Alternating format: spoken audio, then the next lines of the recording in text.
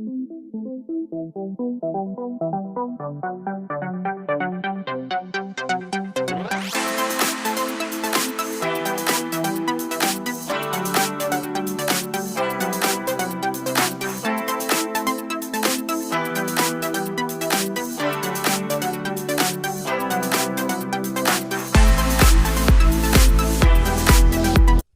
बनेगा नेता? नगर निगम के चुनाव पास आने वाले थे।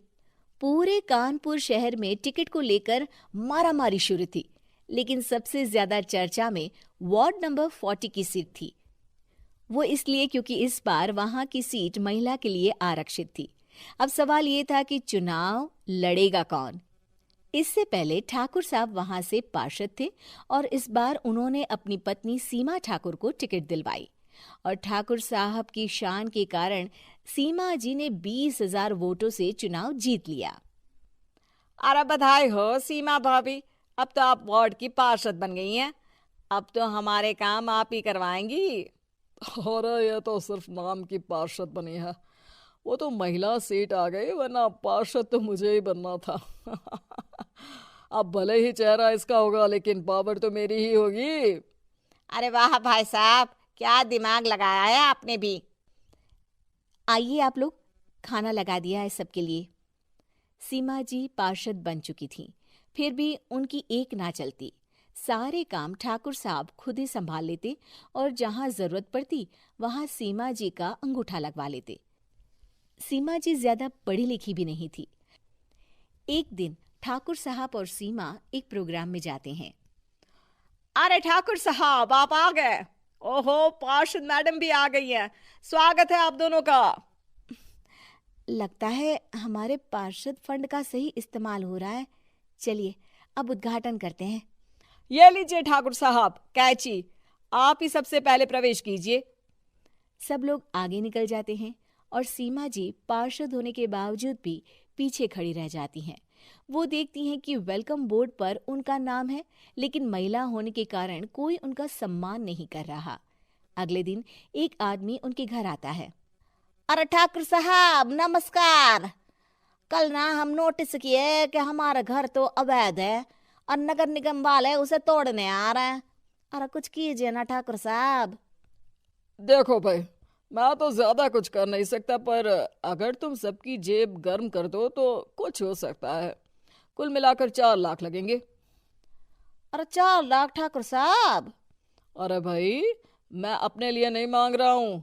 दरोगा है, इंजीनियर बाबू है, बड़े साहब है, सबको देना पड़ता है ना थोड़ा थोड़ा। बोलो है मंजूर?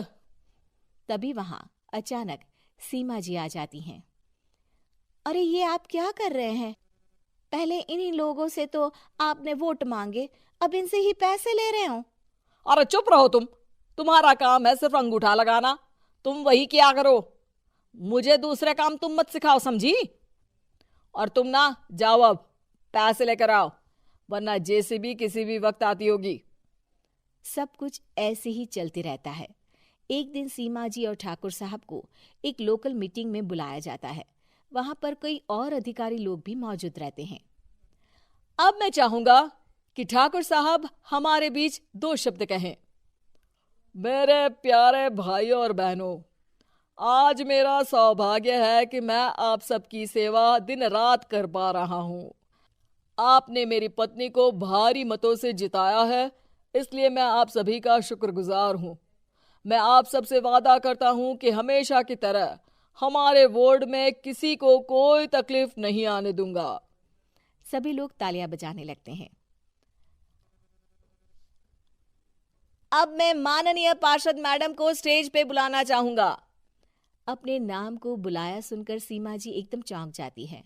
उन्हें बिल्कुल उम्मीद नहीं थी कि इतनी बड़ी जगह उन्हें मंच पर बुलाया जाएगा।